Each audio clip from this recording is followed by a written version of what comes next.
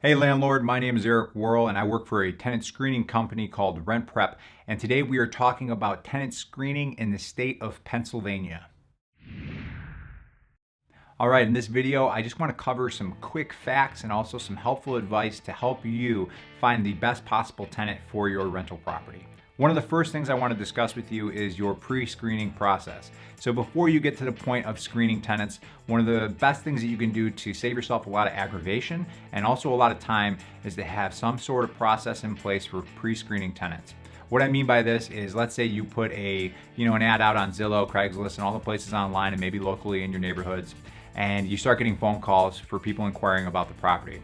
If you have a tenant screening criteria for that rental property, which I highly suggest you do because it makes sure that you're legal and compliant if you ever have an issue with a tenant, you can start to mention some of those things that are on that screening criteria. So for instance, let's say that at this particular property, it is a no smoking, no pets, and you require that they make at least 3 times more money each month than the cost of the monthly rental.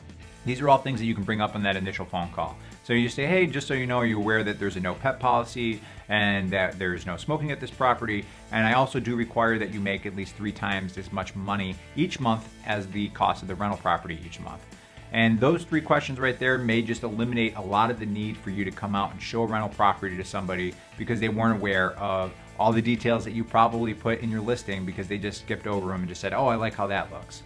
Another great thing that you can do in that pre-screening process is let them know that you run a background check.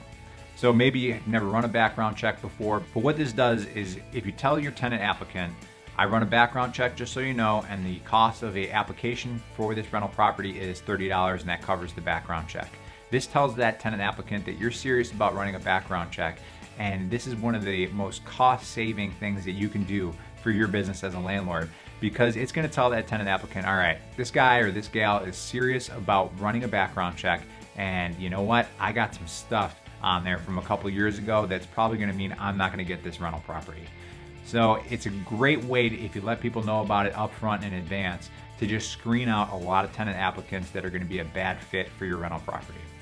So getting more into accepting rental applications, and if you do charge a rental application fee, you should know in the state of Pennsylvania, there is no limit on the amount that you can charge in the application fee.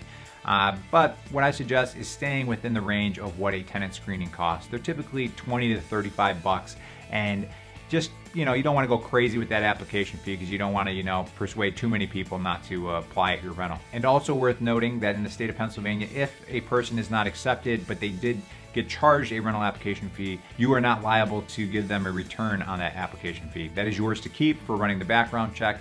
So if you do get a tenant that's complaining about that, you are not legally liable to return that application fee to them, at least in the state of Pennsylvania.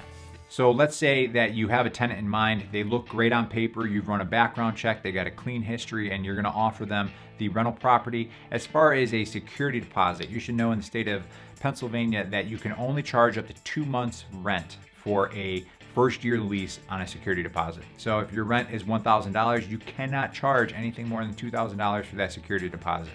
And of course, when you're going through this whole process, let people know up front what the cost is up front. So if you do a first and last month's rent and a security deposit, they should know exactly what that cost is going to be, so it's not a surprise for them once you do accept a tenant applicant.